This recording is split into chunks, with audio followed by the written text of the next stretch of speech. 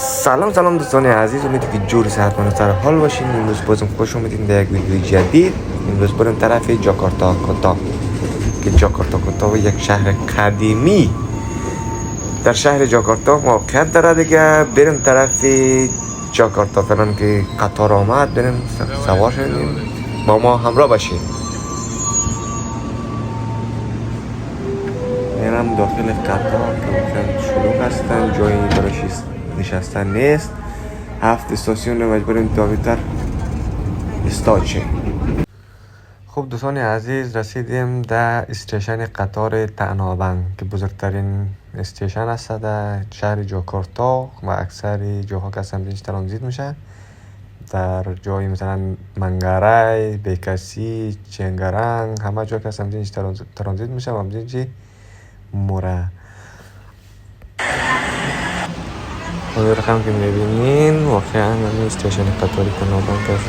خیلی تمیزه، خیلی قشنگ، شیکه دیگه. واقعا جمعیت هم خیلی زیاده دیگه. روزای معمولیش، روزای با داخل هفته دیگه شروع خیلی زیاده، ولی این روز یک شنبه است. بازم سر روزای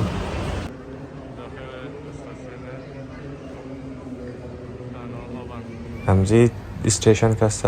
خیلی جاها مورد بیکسی، منگرای، چنگرنگ، بوگور، همزی جاها که است ترانزیت میشه.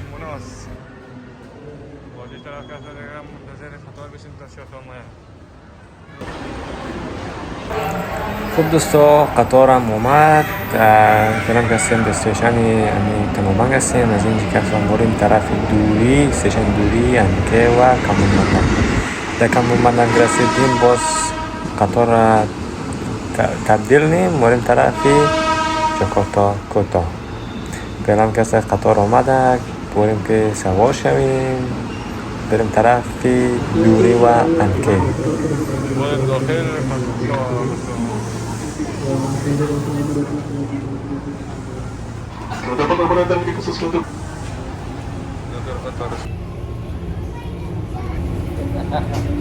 خب بالاخره رسیدیم در جاکارتا کوتا. بخشش باشه در مسیر راه ویدیو گرفتن نتونستم دیگه. شما می‌بینین خیلی شلوغه اینجا. همگی کس از این اشتباه میشه مرا طرف جاکارتا کوتا دمی پارک، یا بعضیاش هم که میره طرف خانه خود یا یک جای سر کار یا هر جایی که مثلا کار داره همون طرف ها میره دیگه. چون از جاکارتا کوتا از اینجی میتونه طرف بازار کمیس یا بعضی جاهای دیگه میتونه بوگور، از این جای میتونه بره. ولی ما بریم طرف پارکی که اونجا بریم هم بلدش دوستا کسا ویدیو درست کنیم. این کسا داخل دروازه جاکارتا کوتا است.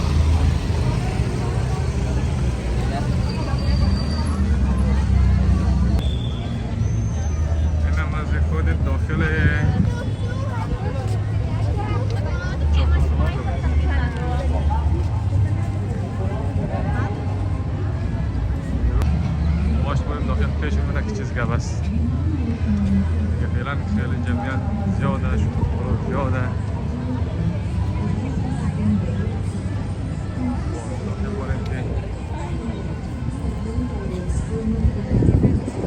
برنامه زیاده است یا نیه؟ برنامه خاصی هست یا نه؟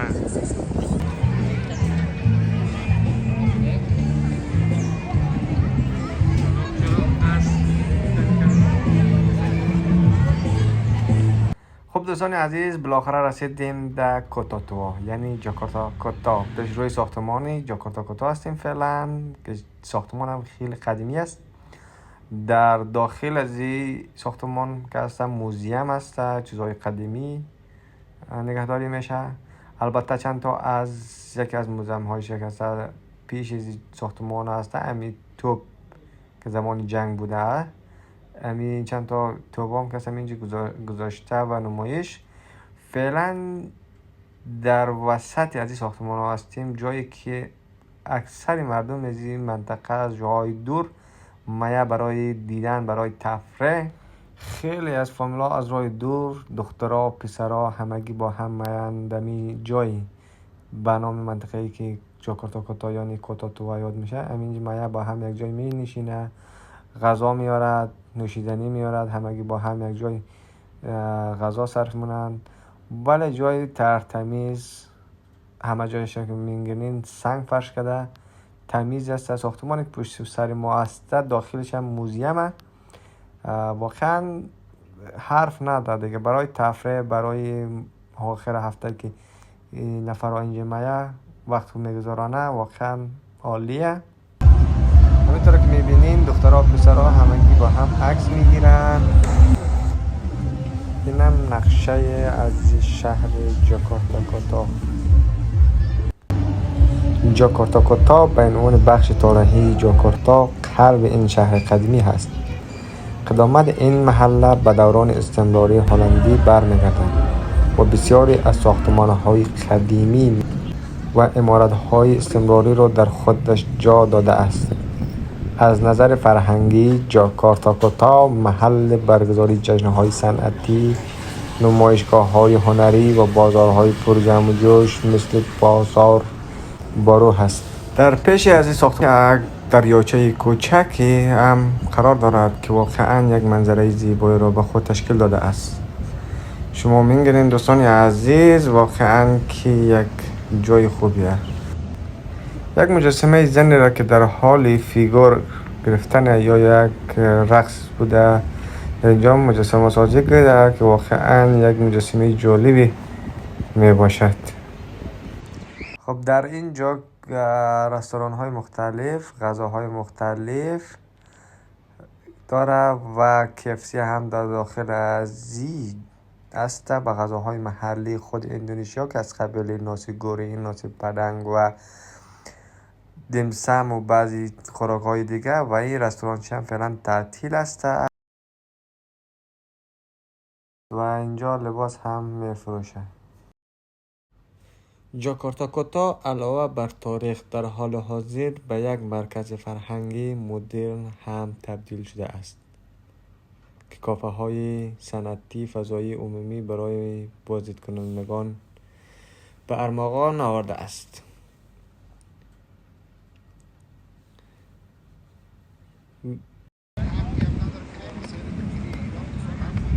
گالری های هنری، کافه های صنعتی و فضای عمومی مثل میدان پتاوه باعث شده اند که این محله هم برای بومی ها و هم برای گردشگران جذابیتی داشته باشد.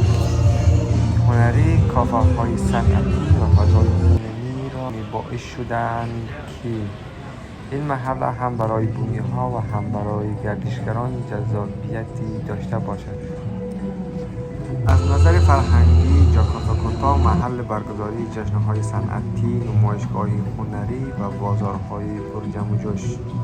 این بازار بر اثر صنایع دستی، صنعتی، لباس‌های محلی و خوراک‌های بومی هست. در اینجا اکثر وقتها لایف میوزیک و جشن‌های مختلف هم برگزار می شود و یک فضای آرام و برای بازدید کنندگان فراهم کرده است. در این ویدیو شما می توانید از تاریخ غنی، فرهنگ زنده و جاذبه‌های جذاب جاکارتا آشنا شوید.